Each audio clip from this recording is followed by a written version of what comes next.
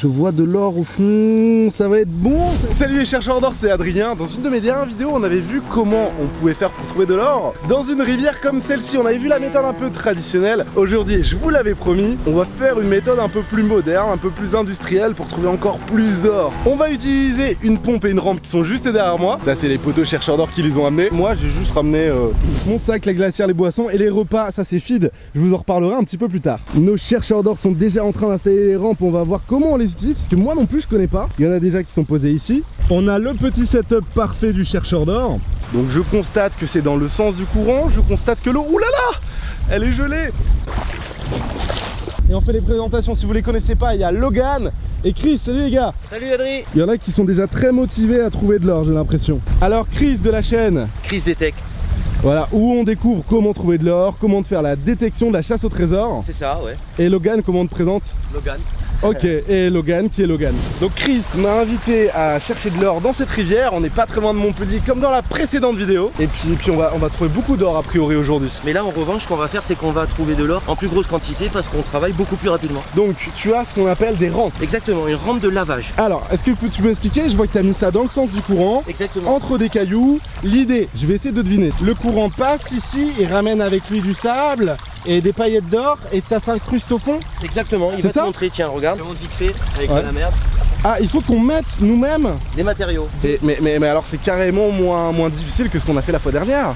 Grave, ouais. Mais pourquoi on a fait la méthode traditionnelle la fois dernière? Bah parce qu'on est de vrais chercheurs d'or et on a envie de vous montrer un peu toutes les étapes des chercheurs d'or. C'était le but, mais aujourd'hui ça a l'air d'être très facile. En fait il y a plein d'alvéoles, il y a plein de rainures. Des rifles, des alvéoles, des rainures, appelez comme tu veux. Ouais. C'est des pièges à or où on crée des turbulences de telle sorte que les matériaux les plus denses se retrouvent derrière chaque rifle et derrière chaque petit trou. On n'a rien d'autre à faire? Non, absolument pas. Mais c'est facile de chercher de l'or? Pour ce cas précis, ouais. Ok, bon bah on va découvrir ça. Ah t'es beau toi. Ah oui t'es beau.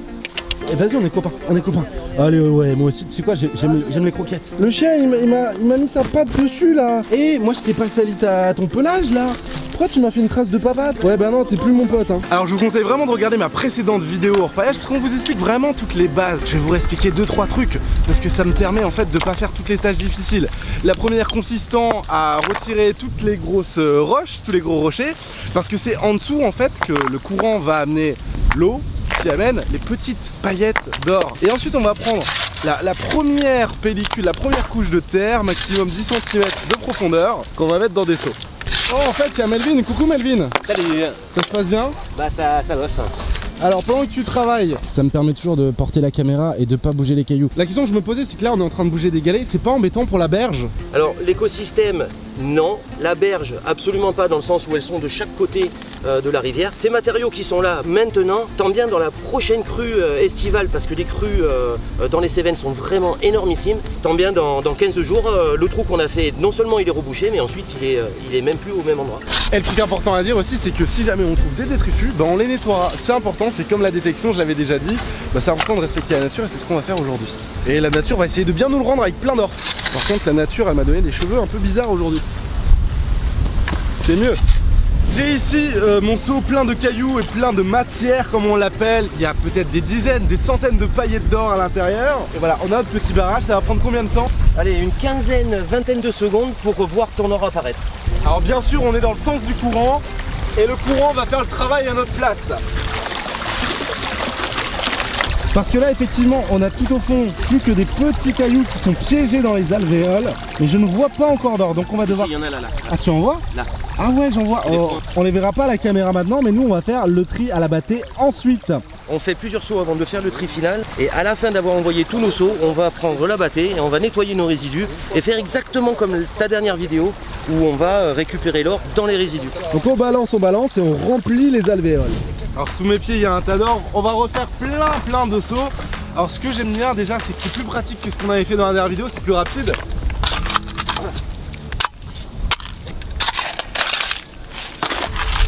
Alors n'oubliez pas que ça sert à rien de creuser trop profond, l'or il va vraiment se déposer à la surface. Mais alors moi je vous pose la question, entre de l'orpaillage et de la chasse au trésor, vous préférez quoi? Qu'est-ce que vous aimeriez faire? Détection ou orpaillage? Vous avez le droit de dire les deux, moi j'aime les deux. Ouais par contre, des fois c'est un peu dangereux, faut pas aller là où c'est trop profond, je vais me mouiller dans cette vidéo. Allez hop, on a d'autres riz. Attends, oh merde mon seau. Allez où l'appelle? Alors ok, chercheur d'or, il y a un côté sexy, avoir un chapeau de cow-boy. Ce que vous ne savez pas, c'est qu'on a mis des crocs. Ouais, c'est pas forcément sexy, mais c'est ultra pratique dans ce genre de situation.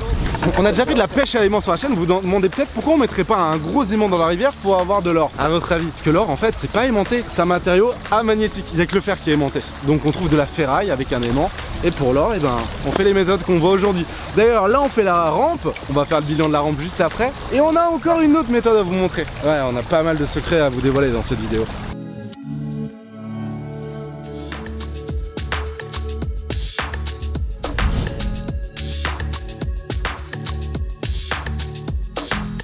En fait j'y pense, là vous avez Chris ici qui a également une chaîne YouTube, il fait de la détection et de l'orpaillage. Il est en train de filmer pour sa chaîne, je vous mets le lien en description, passez la voir, vous apprendrez plein de choses des futurs chasseurs. Mais non, ne mange pas, s'il te plaît, sois gentil. On s'est assis, ok, l'autorité zéro. Salut, moi c'est Adrien. Ça va, tu me sers la papate? Ça s'appelle un vent là. C'est très grave ce qui se passe. Et j'ai de la croquette. Tu donnes la papate? Je ne suis pas l'ami des animaux. Ah non mais barre-toi, non mais carrément. Dis-le moi si je te fais chier. Alors là on a Julien, un grand chercheur d'or. Alors là, t'as fait une très belle découverte à la rampe en faisant 10 sauts. Mais c'est bien rentable. Bien rentable. On est content? Ok. Mais toi t'es presque, t'as l'habitude. Moi je vois ça, j'ai des pépites dans les yeux, tu vois.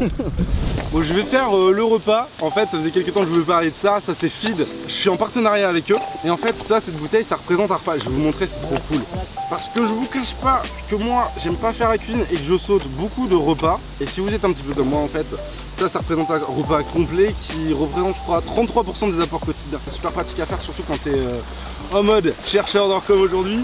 Tu mélanges hop pendant 45 secondes. J'ai jamais fait la cuisine aussi facilement. Moi je fais ça de temps en temps quand j'ai tendance à louper des repas ou pas avoir le temps. Là je me suis fait un petit repas saveur tomate à la provençale. Et en fait c'est cool, c'est pratique.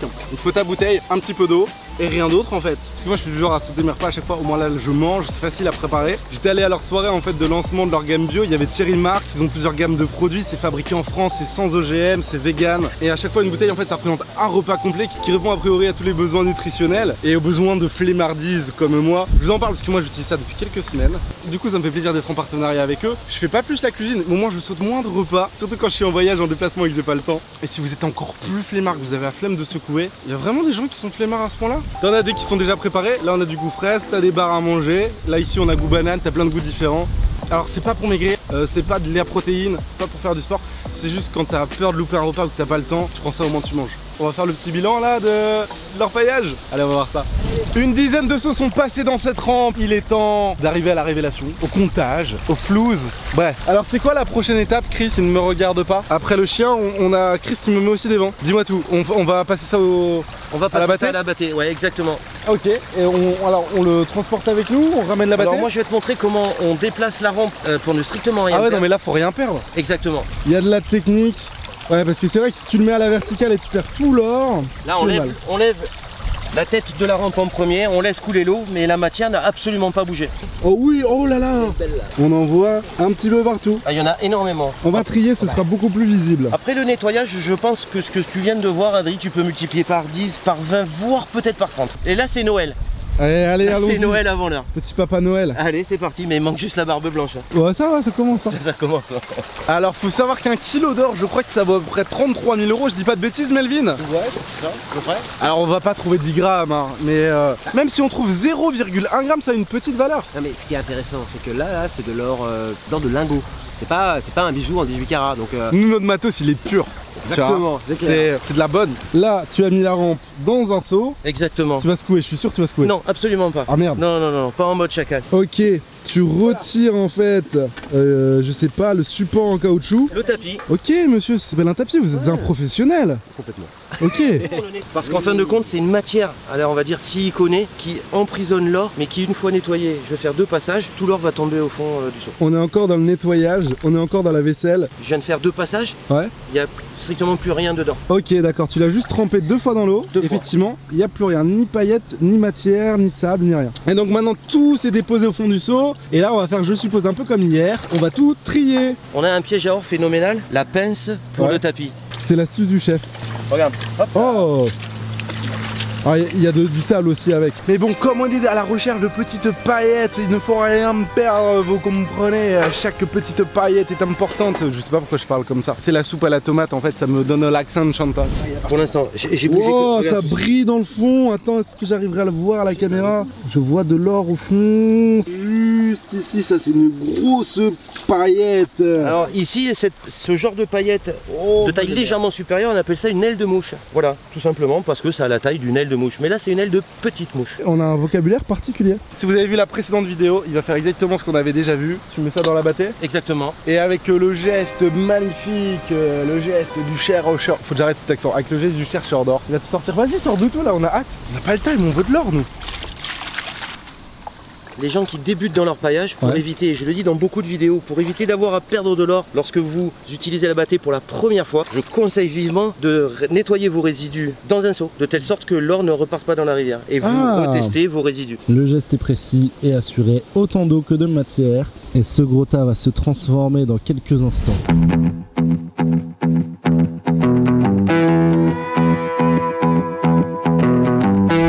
Melvin il stresse parce que l'orage arrive. Ah mais je sens qu'il va pleuvoir là.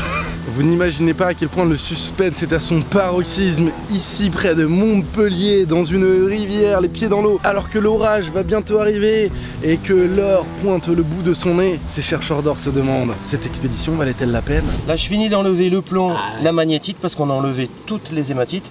Et là du coup je te présente tout ce que vous avez trouvé. Bah c'est dire aussi que c'est super prenant leur paillage. Ça donne envie on a envie d'avoir du résultat. Plus aucun résidu, que de l'or, formidable. On va mettre tout ça dans une petite fiole.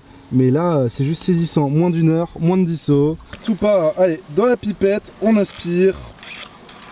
Et voilà. Je vous avais promis une autre méthode en fait, parce qu'il y a plusieurs méthodes différentes pour orpailler. La méthode traditionnelle qu'on a vue la fois dernière, la méthode de la rampe qu'on a vue aujourd'hui. Et plutôt que d'avoir une pelle, et ben certains utilisent ceci, c'est quoi? Une pompe. Une pompe. Alors il me semble que tu l'as fait toi-même ta pompe. Non, c'est un ami qui l'a fait. Et en fait, à quoi va servir cette pompe? Quel est l'intérêt? C'est pour aller dans les failles ou dans les endroits où il y a de l'eau et où on a des difficultés à accéder. Hop. Dans la bâtée. Donc après c'est un travail quand même assez rapide où normalement on est censé aller très vite. Merci savon fou. Bon les gars, il pleut. On a plein d'or, faut qu'on rentre à la maison. Il y a des pirates, ils vont venir nous pirater, je sais pas comment on dit. Alors moi j'avais entendu dire qu'à l'époque ils orpaillaient avec des pots de bête. C'était la peau de bête qui leur permettait de filtrer l'eau.